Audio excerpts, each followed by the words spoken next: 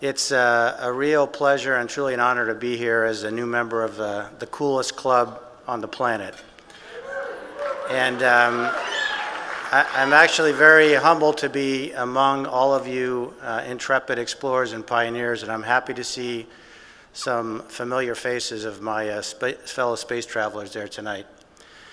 About 2 years ago, I left NASA in what was arguably a pretty good job as an astronaut to move to Washington to join the Commercial Spaceflight Federation. And I did it because I truly believe that commercial human spaceflight is the key to the future of the exploration of space and indeed to the survival of our species.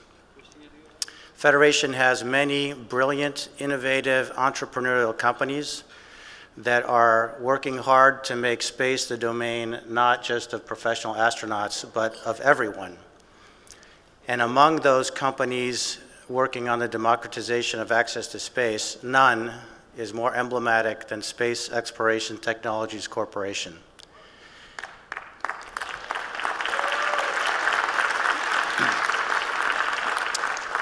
In a little over a decade from scratch, they've done nothing less than develop and demonstrate the ability of taking cargo to the International Space Station, orbiting at 240 miles at 17,000 miles an hour.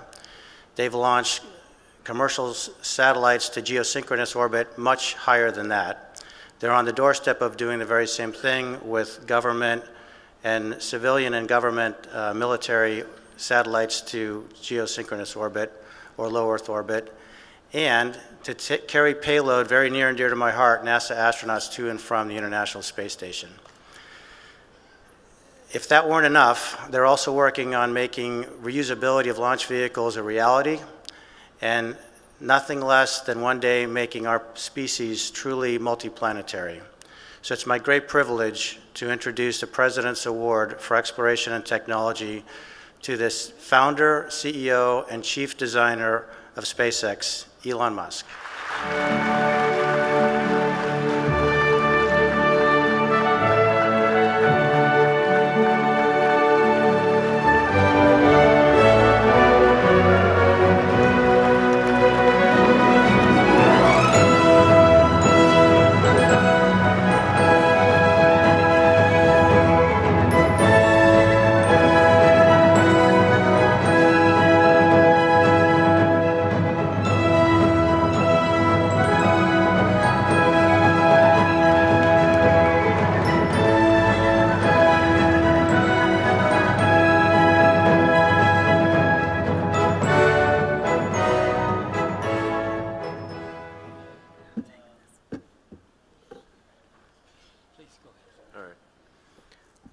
Thank you very much for the award. It's actually very heavy. This is solid metal. So I must say, when I see those launches, it still make me nervous. And fortunately, they're kind enough not to show the first 3 launches, which we'll have to have on a blooper reel at some point. So the goal of SpaceX has been from the beginning to try to advance space technology, ultimately to take us beyond the Earth-Moon orbit arena and establish life on Mars, or at least get as far in that direction as we reasonably can. And there are a few things that are needed for that to occur. We need very big rockets, and we need them to be reusable. So we started off with the Falcon 1, which was at about 100,000-pound thrust level, then went to the Falcon 9, which was about a 1,000,000-pound thrust in the first version. And then later this year, we'll be launching one that's a 1.5 million pound thrust version. And then going to Falcon Heavy, which is 4.5 million pounds of thrust, which is about sort of 2/3 the size of a Saturn V. So hopefully things go well, that'll launch next year. But that's actually, it needs to get quite a bit bigger than that. And then, so we're looking at our Mars Colonial Transporter system being probably around the 15 million pounds of thrust level. And switching probably to methane for a higher specific impulse system. Then the other thing that needs to happen because I think what we've done thus far is evolutionary, but not revolutionary. And the thing that needs to be accomplished by SpaceX or by somebody else is a fully reusable rocket system. I mean, that's the thing that really prevents us from establishing life on Mars. The way rockets work right now, they're all expendable. So you fly them once and you throw them away. And you can imagine if any mode of transport was expendable, it wouldn't be used very much.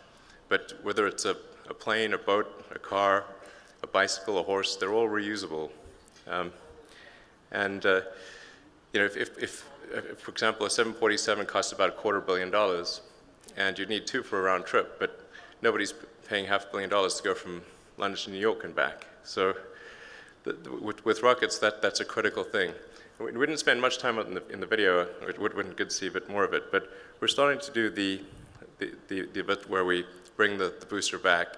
And with the upcoming launch, which is in about 2 weeks, it'll be one of our flights to the space station, we'll have landing legs on the rocket for the first time. And we're going to try to land it. Initially, it'll land out to sea because we're not 100% sure we can land it with pinpoint accuracy, and so coming back to land would be a dodgy prospect. But it's going to try to land to a fairly precise location, deploy the gear, and then get recovered with a barge. And I think we've got probably a 40% chance of making that work. And then we've got a bunch more launches later this year where I think the probability increases with each of those. But I'm starting to feel a little more confident that this could work. And like I said, that combined with a much larger rocket and switching to a high specific impulse fuel, I think, I believe I can see a path to getting the cost of moving to Mars under $500,000, which is, I think, the critical threshold necessary for it to become a self-sustaining civilization. You have to have an intersection of sets where you have enough people that want to go and can afford to go. And I think there's actually not going to be that many people that want to go. I mean, probably a lot of people in this room, but but not a lot of people in society in general. And so there has to be enough people that can essentially sell all their stuff on Earth and move to Mars if they want to. And I think that's probably, you know, talking to a lot of people, that seems to be about, you know, about $500,000. And one can, at this point, I think, envelope the physics of it and show that that is definitely possible. So now it's just a matter of doing it, which is tricky, but at least knowing that success is one of the possible outcomes gives me some hope.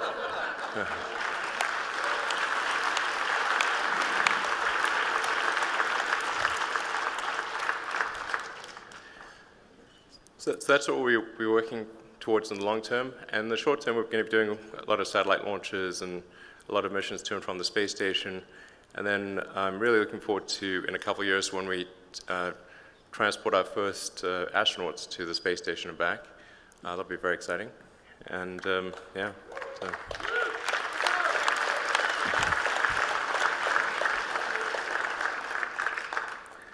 So that, in a nutshell, that's what we plan to do in the coming years. And